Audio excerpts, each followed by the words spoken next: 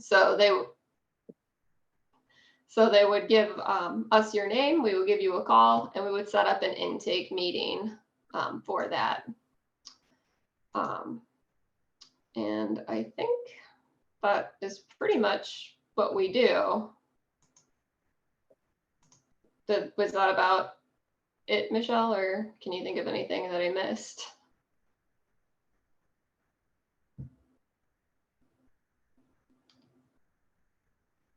Do you have any questions about assistive technology? I wanted to expand on that a little bit more to also take advantage of Missouri assistive technology. And if you're not aware of that, it's another organization in the state of Missouri, and Stacy Brady is in charge of the TAP program, which is the telephone access program, because some of us use iPhone or Android. So don't forget to take advantage of Missouri assistive technology. So I'm gonna type that in the chat box. I can include it if you want, the Missouri assistive technology. I can do that if you want.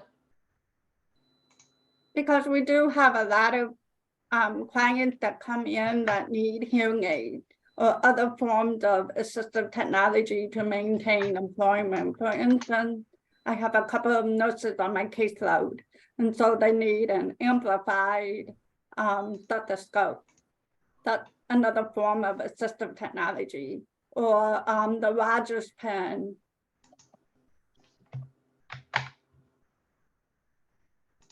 And then we do provide assistance with cochlear implants, but it's all based on financial need.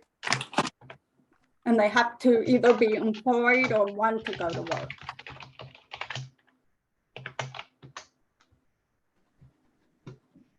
And I just put those two websites in the chat box. So you can, so you have those websites, so you can explore them if you want further information. I don't know if you're taking questions right now, but could you clarify what a Roger pen is and how do you use it? The Rogers pen is typically used by college students because we also have college students that we work with. And it's a part of like the FM system to help with the note-taking process. So the Rogers pen is, I think, paired up with the Phonet hearing aids, I believe. So there's different types of hearing aids out there that are recommended by audiologists. So the Rogers pen is another form of assistive technology that helps individuals to take notes, like in the meeting, in the workplace, or in the college setting. But it has to be recommended by the audiologist and paired up with the correct hearing aids that they have. So you could Google Rogers pen and it'll come up and it'll give you information. So use Google. We had a demonstration before COVID. I would say that's 3 or 4 years ago. But I wanted more clarification on that because I have a Phonet's hearing aid. And so I think having maybe the Center for Speech and Hearing to come on and give a presentation for you guys would be a wonderful we got them in March. idea. Perfect. We're partners Awesome. with them. So you already got them scheduled in March.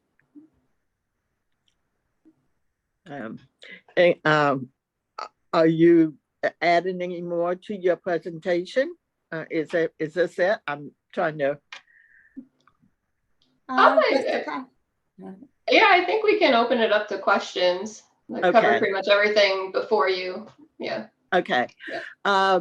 So please raise your hands in that, there's an icon if you go under more, and use the hand motion if you want to ask a question.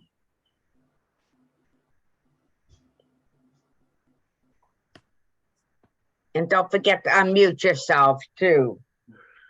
Yeah, does anyone have a question for our speakers? Tom, see your hand speakers. I don't, wow, I'm getting feedback in my hearing here or something. Okay. As far as what they suggest, as far as hardware, the Roger pin, they may help with hearing aids or suggest how a person might get them. I wondered if they worked with other assistance devices such as caption phones. And I had a question whether you could have one at home and one on your cell phone. If you could have both from a caption place. I just wondered if there were any other hardware suggestions that they make. Back to you. So I don't know if this will be an answer to your question, but I also use Otter to help with communication. Excellent. That Otter, that is the name of a business or a source for help? Yeah. It is. It's an app. So it's an app on your phone that you would have to download. And it's like a note-taking assistant. Yes. I have a brother in Florida who has caption phone on his landline at home. He also is now growing to use a cell phone.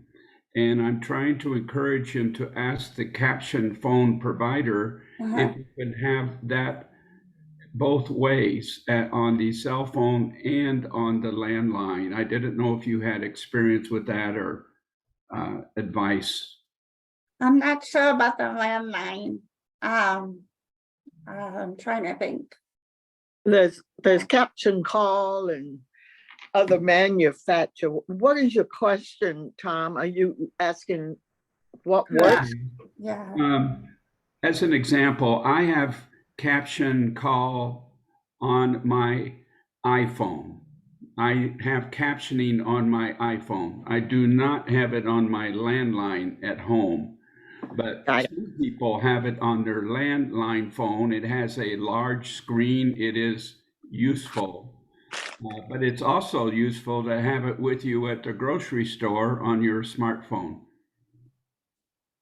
And that's a separate phone number. Okay. You probably need to contact Caption Call directly and ask that question since they're the one that have the device. But I do want to say that Karen Houston typed about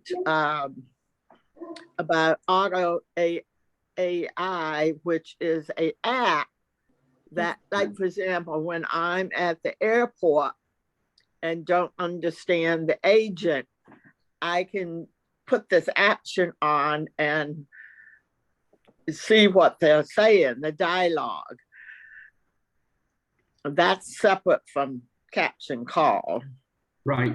Could I ask a question? And I'll quit asking questions right now for a moment, but Live Transcribe, I'm just paying them $50 a year now for Live Transcribe, like you described, on the iPhone. And this for our presenters, they may advise people on such a tool, but I'm finding, I think that people are hesitant to talk into a device that they know is reproducing their words in a printed form in a conversation setting like a restaurant. But I might say back to the presenters, I'm wondering if they suggest this in vocational rehab as a part of solution to people presenting the problem.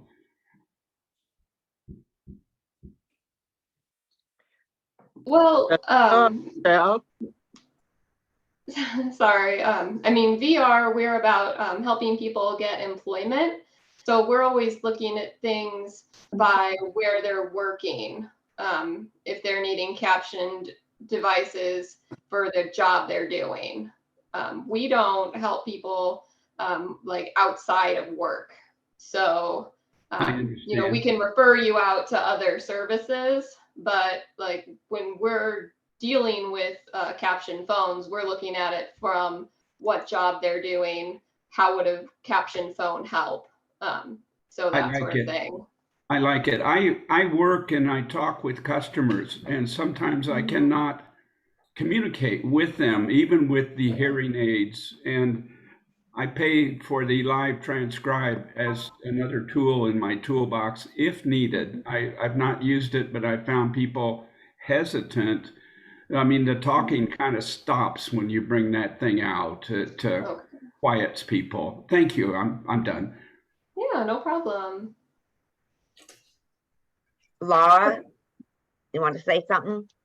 Yeah, I just wanted to piggyback on what Jessica mentioned. We focused on employment. So those different pathways of employment. So it could be, no, it's competitive employment that we're talking about. And then we also have supported employment, which we can provide a job coach for that individual that needs extra support on the job. And then of course we have the other clients that are very independent and just can go to work on their own. And we're always looking for solutions. And like Jessica mentioned, we have a lot of partnerships in the community in which we talk with the audiologists. We sometimes refer individuals out to the local independent living center, such as Delta Center or Paraguay. And then there's Heartland in Union, Missouri. So we're always referring individuals out, especially if they're having trouble with their hearing aid or they're having trouble with their assistive technology. And I refer a lot of my clients to Missouri Assistive Technology because they're able to brainstorm ideas because they're the experts on like the caption phone. And and like if like a certain alarm clock is not working, so. And then certainly if they meet our financial guidelines, we can help clients with getting a vibrating alarm clock so that they can wake up and go to work. So because when I was younger, I never knew that there was such thing as a vibrating alarm clock that would wake me up. So now I just ordered one on Amazon because I need that in order to wake up and go to work. So I've had my other vibrating alarm clock for 9 years. So I have clients that come into me and they're like, how do I get this technology? How do I go about getting that?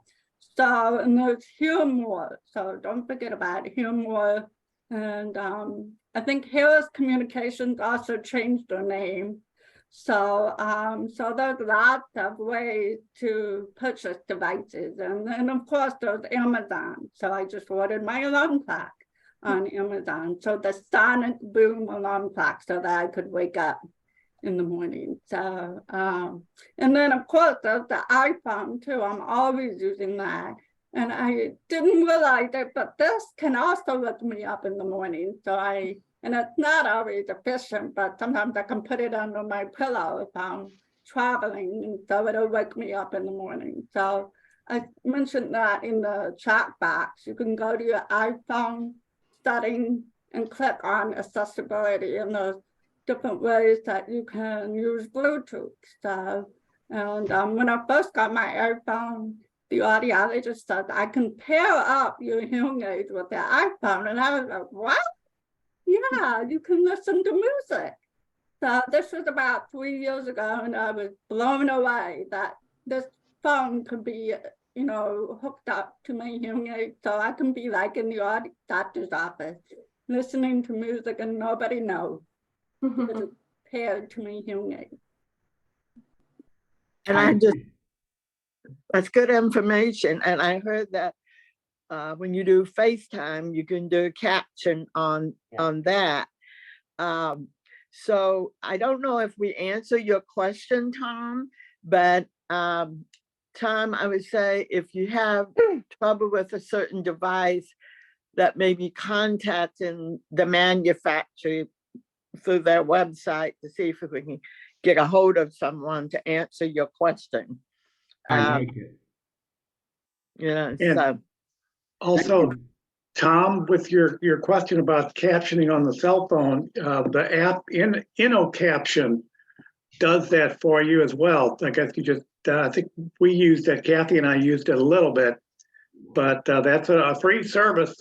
There's several apps out there that offer that as a free service. caption. Okay, thank you. I made note of that. I appreciate all that all of you do. In this past year, my job that I've been at for 58 years, I've been threatened where I cannot perform it because I cannot communicate on the telephone and I cannot communicate in person. I stood at the post office an hour ago talking to a person next to me. I could not hear 80% of what he said, and that's with my hearing aids on. So again, all these efforts that you all do, I appreciate. Thank you. Sure. You're welcome, Tom. Laura Wimmer has patiently been waiting. So Laura, you on. Hi, I've worked with DVR for some things, but we didn't actually focus on my hearing. And right now I'm working part-time, but I have to use the phone a lot. I have an Ossia, a bone integrated hearing aid, and it can be a struggle for myself and some other people just keeping up with the cost of batteries and some of the other things. And if I have my laptop, I have to use a mini mic to transmit. And I've tried to show some other people that they can get a device that can be programmed so that it goes, if they're having to make phone calls through their computer for work. Is there any assistance in that way? A lot of that, I mean, there's some for me in batteries, but there's some just for the technology of helping people get started, having someone walk them through. Jessica or Michelle? So are you saying you they're asking about Like would someone be able to help an employee find some accommodations so that they can keep their job since they have a hearing loss and have to use the telephone? Yeah, so if they have hearing loss and they're having trouble on their job because of that hearing loss, what we would require is either them or their audiologist contact us, referring them to us.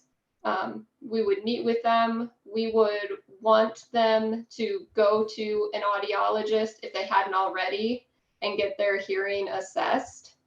And then if, again, it'd have to be at least 5 years since they have gotten hearing aids from the state, or their hearing would have had to significantly be to have lost hearing, like substantial amount of hearing.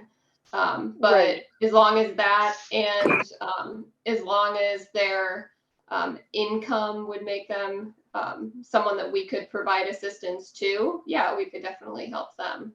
And then Okay. if we wouldn't be able to because of maybe their income is too much or something along those lines, we would definitely refer them to other services that might be able to help. Okay, because I know I'm not asking monetarily, like the batteries are mine are, I use a battery a day for the phone. And I've had other people that have been like, that gets really expensive. Some employers assist, some don't. Right. Bigger problem is many companies have phone systems that are through your laptop. Right. It's not through my phone. And Yeah.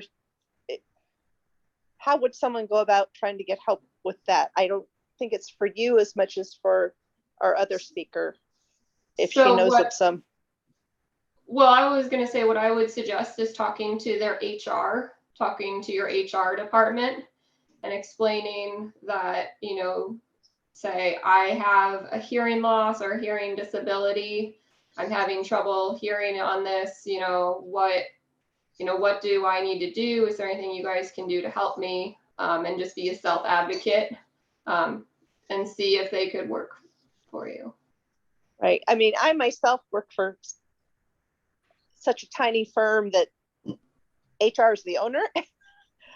Yeah. But I know in the past, when I've worked with DVR, they've helped me connect me to someone who has training to set me up, and I didn't have to have long-term services. Right, yeah. Is that something the Center for Hearing and Speech has people, or? I think that would be a question for Job Accommodation Network, because you're having accommodation issues on the job. So Job Accommodation Network is a free service. It's like a consultation service, and I'm not sure if they'll be able to communicate with your employer, but they have a chat box that you can go in and ask questions, and they might be able to give you some suggestions on how to communicate your concerns with the HR department. Yes, It will. I highly recommend that you contact the Job Accommodation Network, because they're a very good resource. Go to askjan.org. Yep, I just included it in the chat. Thank you, because I know such a tiny firm, my employer is like, we'll help you with something, but we don't know what to do. Yeah. So that's good to have that resource, since while I have a great hearing aid and I have my phone, I don't have the resources for it to go through my computer. Sure. Well, the key is, I used to do ADA training. The larger the company, they most likely can pay for the more high-end stuff. When it's a smaller company, they can prove that it's an undue burden or undue hardship for them to do, provide that accommodation. That's why I say be creative in your thinking of accommodation. Yeah, for my employer, he's helping me with the cost of batteries, which is reasonable request. To get specialized computer equipment, the smaller companies, that's a little harder. As the batteries, you might want to, I don't know, just like some medication, you can go directly to a pharmaceutical company and get it at cost. As far as batteries, that might be a good question for Christine Kramer, who's got her hand up. Christine, maybe you have an answer to that. She's an audiologist, by the way, and she also has a hearing loss. So, Kristen? Do I have an answer about the batteries? Is that what you're saying? Or do you want? It's too expensive for her. She would like to know an inexpensive way to pay for them, because the company won't help her.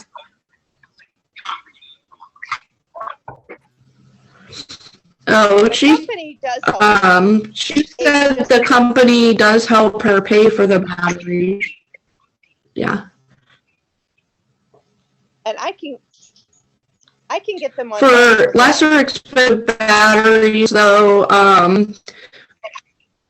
With our and with our own trade account, we might be able to get a good price for the batteries for you as well, if you let me know. Are you using a Bluetooth phone device from the computer to your hearing aid? I was using a mini Bluetooth thing, and did you want me to move on to what my question was? But you can go ahead. But yeah, no, I've been having to use my cell phone because the adaptive equipment isn't working with their programs. But I'm going to get that taken care of. Thank you. Karen Houston has information on the chat room, but go ahead, Christine. You can ask your question. Can you hear me? Well, Christine, you can ask your question. You're frozen. Well, I guess first of all, we're having you're vibrating, Christine. Yeah, a lot of static. Why don't you type in your question in the chat room, and maybe Karen was trying to talk. I'm not sure. Okay. Christine, hold on, Karen. I want to get a hold of Christine. Go ahead and ask your question, Christine.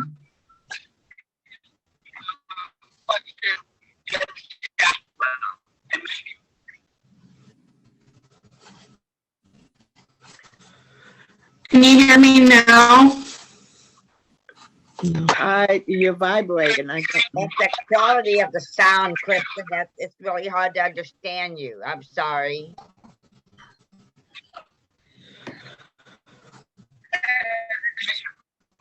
Do you want to get yourself out and come back in?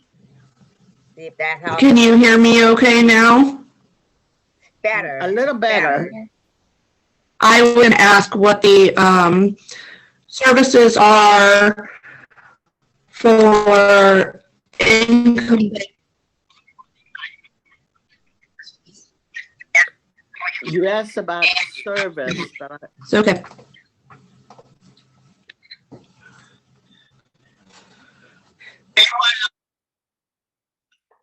I'm suggesting that you need to get out and come back in because I hear echo inviting. Oh, you're logging from your cell phone. Okay. Oh, you mean you're going to do that? Okay. All right. Well, while you do that, I move on to Karen Houston. For the members that are here and the VR people, she works for the Stockloff Disability Institute and she wears a cochlear implant. Karen? Hey, good afternoon. It's so good to see everyone today. I just wanted to chime in and say that if you are unable to find assistance for your accommodations at the workplace, if you decide just to go ahead and pay for it on your own, you can use that as a tax write-off. With me, I had to purchase like a computer, and cochlear batteries and so forth.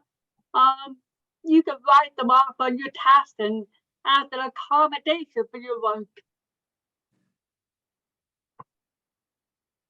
Oh, that's a very good suggestion that you have, Karen, about writing it as a tax off. So Laura Wimmer, that's something you probably have to log in what your expenses are, and at the end of the year you can consolidate them and put, ask for a tax write-off. Very good suggestion. Thank Kristen, you. I'm sorry. Kristen, are you back on? Yeah, Okay. she's getting in. There we go. All right, I was muted. Can you hear me better now? Much Yes. better. Much Yes. better. Yes. So my question was, I had sort of was gonna share my story of how Voc Rehab helped me, but I also had a question as well. But my question is regarding what services you offer that are available to anybody versus what kind of financial help you provide to people who qualify based on their income. Does that make sense? Yeah. So if you're looking for a job, and you have any sort of disability, we can help you find a job. That's my understanding. Is that correct, Michelle? That's not based on income, right? Because you're looking for a job, right? Right, it's not based on income, and we have, I believe, 13 certified rehab employment agencies that we partner with in the St. Louis area.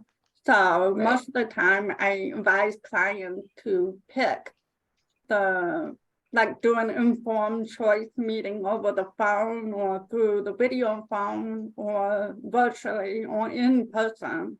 Sometimes I want the client to make an informed choice. So an example of an employment agency could be Mo's Goodwill, Paraquad, UCP, Preferred Employment, What else? St. Louis, The Center for St. Louis Brain- ARC is one. St. Louis ARC. They have. Yeah, St. Louis ARC, Easter Seals. Yeah.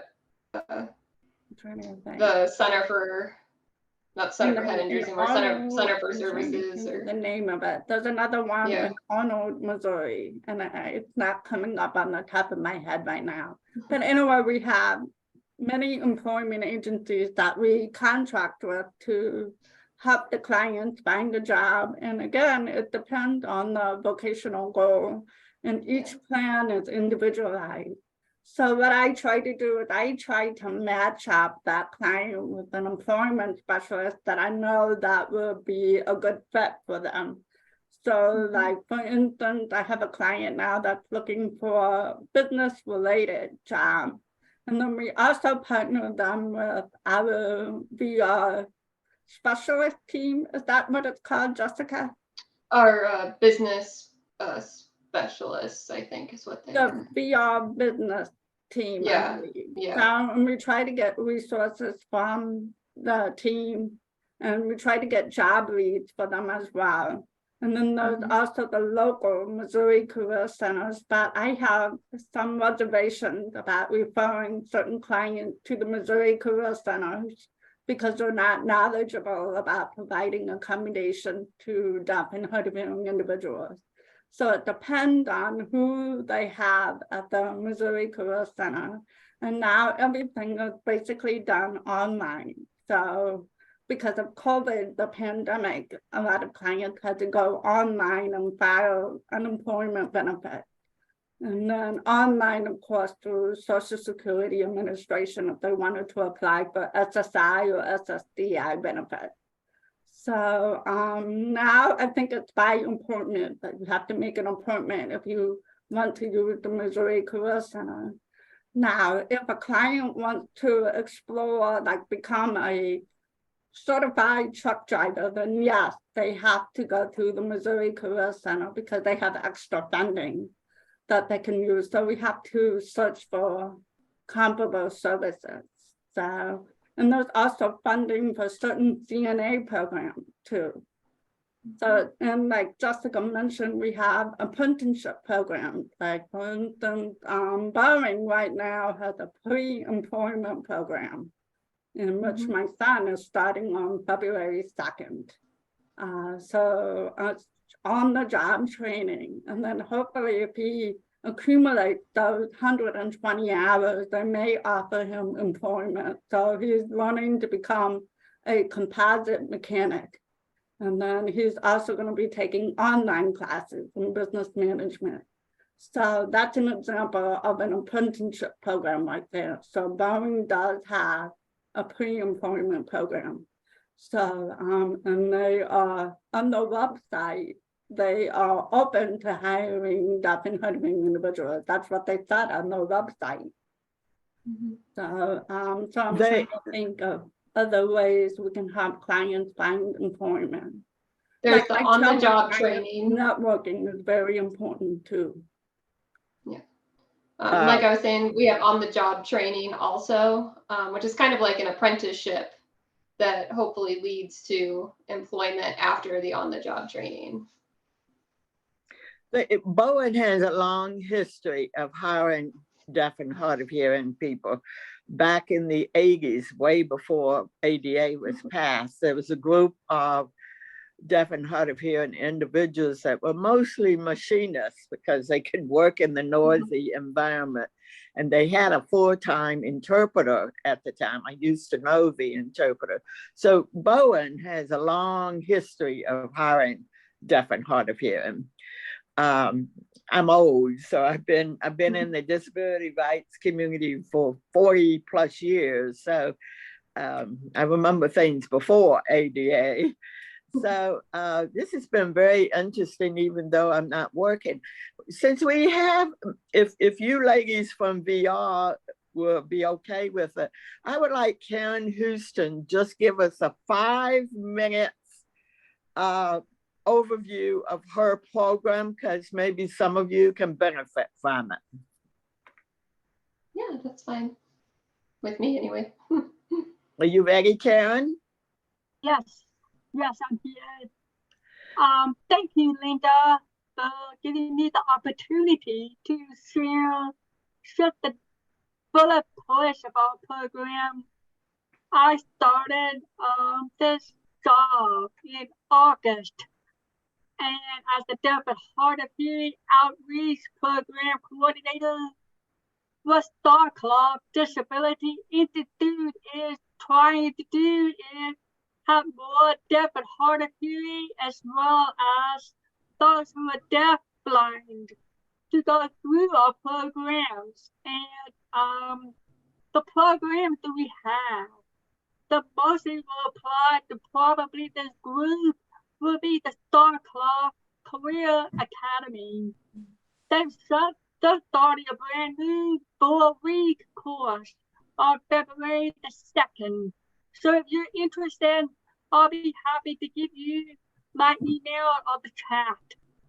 So the Star Club Career Academy, what they do is they try to help people who have already have a job, but maybe they want to move up, maybe they want to go to a different job, maybe go to a different company, but they need more resources for their resume, maybe job interviewing skills, and so forth. There's a plethora of things that we provide. And the other program we have is called Dream Big. That is for ages like 12-year-olds all the way up to 21. And those are for that group who doesn't really know what they want to do. Maybe they're just starting to think about college at a young age. So we have a plethora of programs and courses and one-on-one counseling and so forth. The other thing that we also offer is the college program, which is called Access U, as in Access University. Those are people who are getting ready to go to college or already in college. They want to figure their way around the college system, learn about the ABA, maybe go to the Access office, excuse me, and how to ask for accommodations, because once they go from high school, everything's done for them. Now they're in the college perspective, and if they have to do everything on their own. So we help them with that. I'll just give you a few bullet points of what we do. I'll be more than happy to email Linda on newsletters, and she can pass that out to the email to all of you. If you have any questions, feel free to email me. I don't want to take up a lot of your time today. So Linda, thank you for giving me a few moments. Thank you, Karen. I just thought the VR people could hear from you, as well as Kristen, who is an audiologist, as well as other members who may be looking for employment. And I see Kathy has patient wait. So Kathy. Okay, here's my question. It's actually two questions. Number one, and you probably have answered it, but I want to hear it again. What age population do you deal with? Like from 18 or 16? What's the minimum age you deal with up to maximum? Because you have like Tom Gover, who's more in the senior age group, who's still working. And I just wondered what your age parameters were. So we start with ages 16 and on up. Yep. And as long as they're looking for competitive employment or looking for employment at all, I mean, if they are willing to work, we'll work with them. We don't have like a maximum age, but as she said, 16 is typically the youngest we can work with. Do they have to have a verifiable disability? For example, I have a nephew who is struggling, but he's never really been labeled with a disability. So would he still be able to come to Voc Rehab, or does he need to start somewhere else? So I believe he could come to VR, but we would need to get verification that he has a disability. So we would recommend him to go to either a doctor, a licensed therapist. Kind of depends on what his struggles are. Obviously, audit for the hearing loss, they would have to go to an audiologist. We'd have to confirm that their hearing is, impaired, and that's affecting their ability to get a job. But anyone who could who could diagnose him, depending on what his struggles are in. Is that correct, Michelle? We also use psychological services Okay. for assessment purposes, evaluation, eligibility purposes. That's for individuals mostly that do not have a hearing loss. Me and Jessica, we determine eligibility based on the hearing loss. So we would have to have an unaided audiogram. And so if a client comes to VR and they don't have an unaided audiogram, then we can refer them to an audiologist of their choice. And we can pay for the examination, the audiometric examination. Okay. And then this question may seem unrelated, but in a way it's not. What about, I heard that there is an app now for the blind and low vision people. And what they could do you put it on your phone, and let's say they're in the grocery store and they can't read the label, or they just need some assistance, and you touch this app and there are volunteers. You could, and I guess your phone screens, you hold it up to whatever you need them to read to you. And I wondered if you are familiar with that, if that's something you use, anybody here has used. I just love to tell somebody about it who is slowly losing his vision, and he's now becoming more, how do I want to say, disabled, so to speak, because of that low vision. But so in other words, let's say you can't read the small print, and you just hold the phone up, and the person on the other end, a volunteer, reads what the label says, or whatever. You can use it in many different areas. And so I was just thinking if you had worked with that at all with blind people. I don't know if you've met Beth Jordan yet. Beth Jordan. She's a specialist in that area, and sometimes she gives presentations to VR. So I will look that up right now and see if I can find it and put it in the chat box. Yeah, okay, and like how to contact app. That's why I would love to like tell Mary Hale about it, who's a member of our HLA group, who's deaf blind. And that's a double whammy, having deafness besides being blind. And that would be a perfect app. Luckily in this case, her hearing is better than her vision, and so she could use that app to hold up, and then the volunteer would tell her what she's trying to read. Mm-hmm.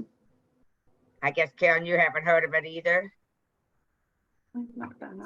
Well, yeah. I'm just saying, if this Beth Jordan specializes in the deaf blind community or deaf, and again, the blind community has the blind rehab service for the blind, plus they have St. Louis Society for the blind, for the vision impaired, that's located on Manchester and what's that crossroad? Hanley, Manchester and Hanley. So they may provide other type of assistive technology. Maybe that's also to contact Missouri Assistive Technology Council. They work with all disabilities. And Karen Houston says Beth Jordan is great.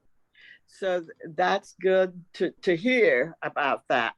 So we are trying to keep our topic to for 1 hour. So one final question. I see that Kristen will have the final question.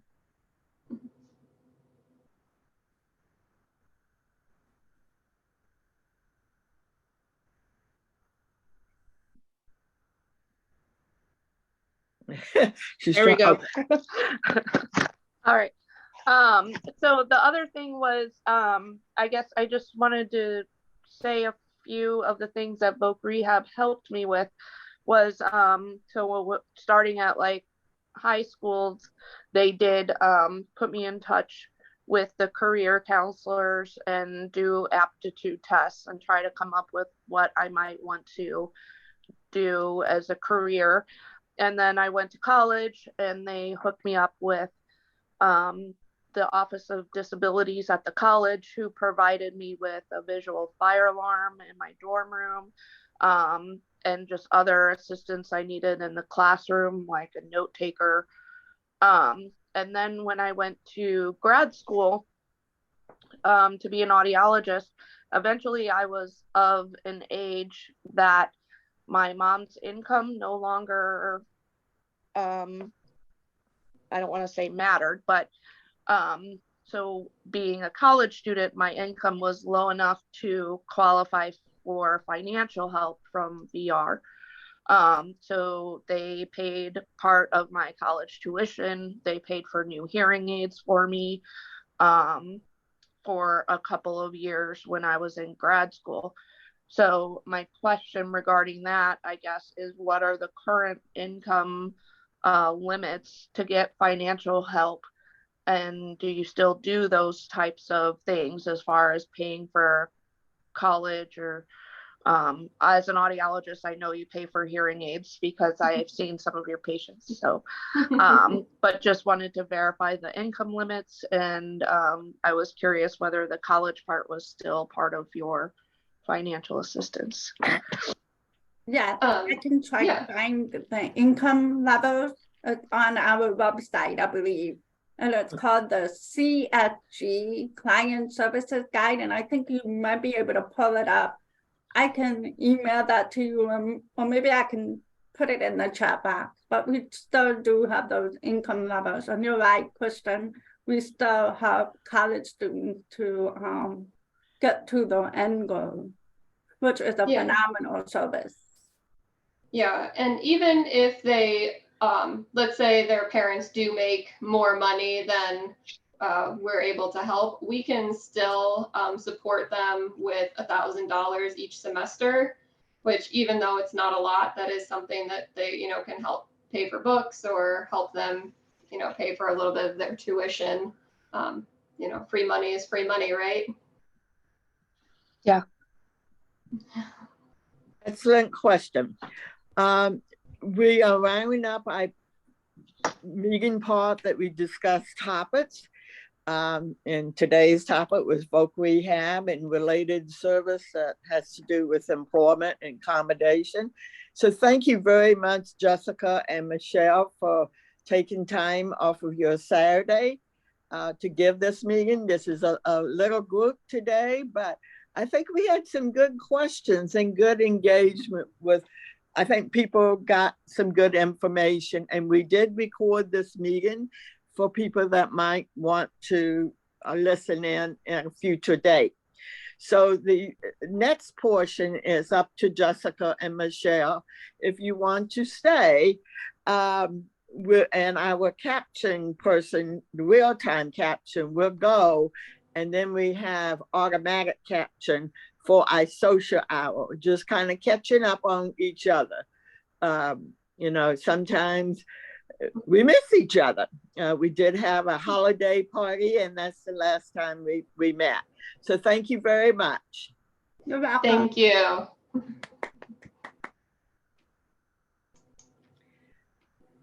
So I know this group is going to be smaller.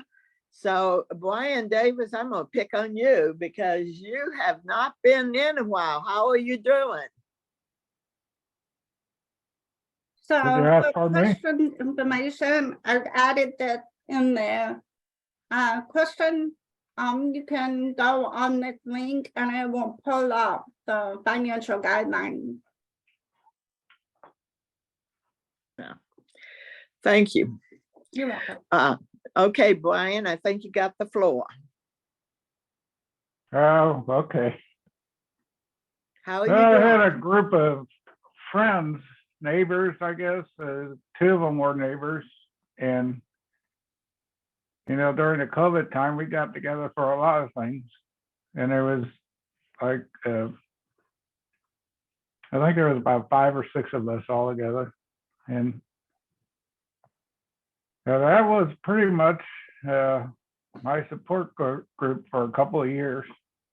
They're still in touch with them, but not the same way now. You know, they things opened up and they started going their own ways and stuff. But I found it kind of threw me off balance with other groups. You know, I didn't know what to do with other groups. You know, they were so yeah, I've been gone a while. So anyway, that's all I got to say. I really would like if we someday get back together with in person. You know, it seems not the same as that's my thoughts. So.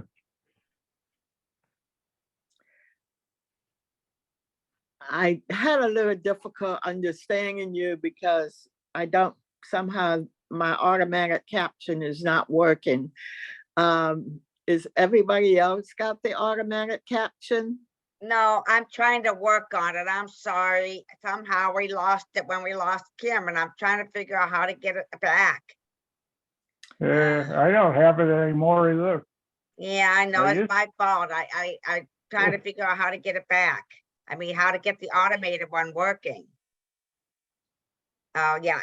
Karen's using the Otter AI now, but not everybody has that. I'm trying to, and I don't want to set up a manual captioner. That's not what I want.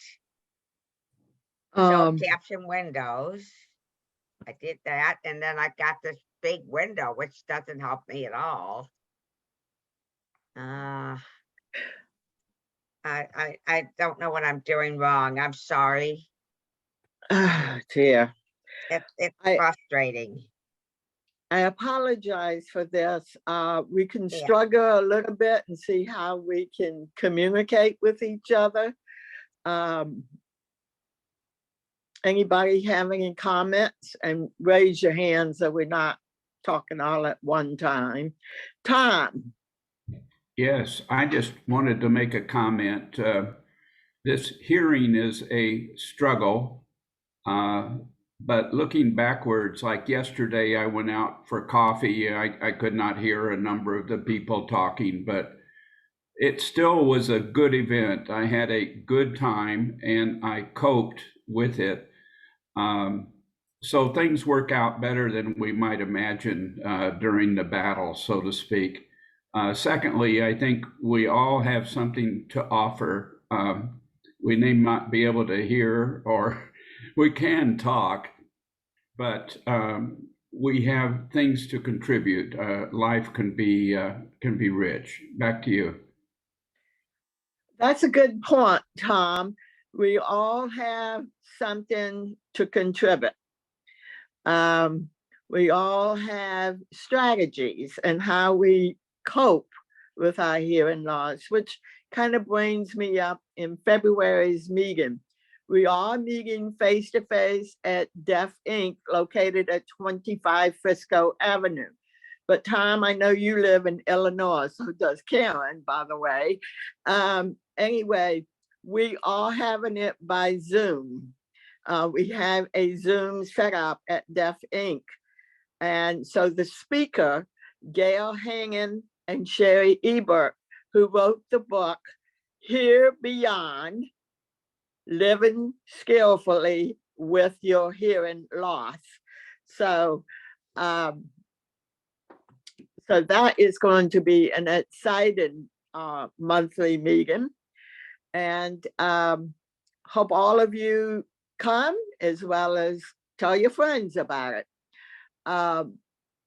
So I think, Tom, you will enjoy that because they have talk about this strategies, and I recommend people read the book too if they can. You can buy it from Amazon. It's called Hear Beyond, HEAR Beyond, BEYOND, living skillfully with hearing loss. If you just type in, I try to type that information in the chat room, but right now I'm trying to monitor you guys. So yes, thank you for your input, Tom. Anybody else? Gilbert. I had a comment from Tom. One of the things you can use when you're talking to somebody like at the post office or a fast food place or whatever, you can use the Roger pin. But my experience with the Roger pin is most people are not used to microphones, and you tend to thrust a microphone up to their face. They tend to kind of shy away from it. And the other thing, Tom, I know you're a ham radio operator. I am also, and that's really a challenge with your hearing loss. Yeah, it's very hard for people like the Roger pin or the auto app. It's like, why are you putting this in my face? People don't like things at their face. And I always try and explain, when I tell you I'm hard of hearing, I'm hard of hearing. I'm tend to be sometimes sarcastic, but you need not to be sarcastic. Just say, as I told you, I'm hard of hearing, and this app or this, whatever you're using, helps me understand your speech. Please be patient with me. And then you turn it on. And younger people, I think, understand it better than older people. You know, that I as a generalization, but nobody likes things thrown in their face. So it's a learning process. It's an education process for both sides. Thank you, Dilbert. Anybody else? Tom? Yes, I had a comment. With amateur radio, I'm doing Morse code. I cannot process the voices sometimes, but I can hear the dots and the dashes. That gets through. So that's interesting. I had another thought, but it has slipped my my gentle mind here. Thanks. Back to you. Thank you. Excuse Anybody me, else? I hope you're seeing the caption. I finally figured out what was wrong. I am sorry. And it's a learning curve. I'm sorry, but it's on now. So if you deactivated it, activate it again. It's coming up. I apologize. Thank you, thank you. Thank you. Anybody else wants to make a comment or check in how you doing or? I don't use the Roger pen. I use the Select, which looks like a little flying saucer. And my friends like to tease me because I'll set it out on the table and it has a microphone going in all directions, and I have to decide if I want to hear everybody or if there's some that have a loud voice that I don't really need the amplification. I deactivate that particular microphone, but they call it my flying saucer. And so they say, oh, where's your spyware? Aren't you gonna put it out? You know, they tease me, and it's okay because it does mute some of the background noise, which is great. Oh, that's wonderful. Which is great. That's what you need it for. And I know it's Roger Pen does the same thing, but I'm just pointing out there are different devices out there where that Roger has system puts out. And so you might have one, and just like me, I'm not very good at using some of these devices, and I'm trying to be more proactive. So anyhow, I thought I'd just share that. Don't be afraid to try, I guess. Yeah. You know, it's funny how watching my 11-year-old daughter, or even my 11-year-old granddaughter and 9-year-old grandson, how they manipulate technology is it's second nature to them, and we have to think if we can. Yeah, it's so I would like to know more about the Select. So Kathy, when you and I have a private conversation, you can tell me more about it. Yeah. So anybody else? It's a beautiful day and I'm hoping to get a walk in. So anybody, Tom? I just had a comment with 3 short things. I should have made a note, but in ham radio and Morse code, they've come out now with a haptic device that will vibrate with the dits and the das, you know, if you put your hand on it, if you cannot hear. And also there might be a light that'll blink or something, but they've come out with a device to help amateur radio people who cannot hear well. The second thing, the speakers at the next meeting, are they physically coming to St. Louis, or will they come in by Zoom or over the internet? And the last thing was, Linda, today at the symphony, did you have any hearing assisting devices to hear this music? Well, here's a secret. I don't use the assistant listen devices because the Power Hall has very good acoustic. I go all the way to the top and I listen to the music because that is where the orchestra directors and the members go all the way up to the top to listen to the music when they have rehearsal. I do not understand if they are talking to the audience. No, I don't understand that. And even with the assistant listen devices, I don't really catch it. So if it's important, you know, I go with a friend and she knows I have a hearing loss. If she thinks it's important, she'll tell me. Or if I want to know, I ask her. So I usually just, like the pianist today, she got a standing ovation for her first piece. So she came back on the stage and she was addressing the audience. And I didn't, even my friend who's a court reporter, she didn't understand it. So I thought, well, it's not important, you know, and she started playing the piano. So dialogue, I go to the symphony to hear the instruments. If it's emergency, you got enough ushers there that are going to tell you get out or whatever. So in a place like that, I don't worry about the dialogue. I just hear the instrument. So that's my strategy. It may not be a good one, but it's what I do, you know. So I go all the way to the top because that's what the tickets are cheaper. You do have to climb stairs, you know, to be able to do that. And I find out from another friend, that's what the orchestra leaders do. They go all the way to the top. I have sat on the orchestra seats, you know, the first floor, and music is good there too, but it's different when you get to the top. Anybody else? Oh, you asked a question, Tom, about the speakers.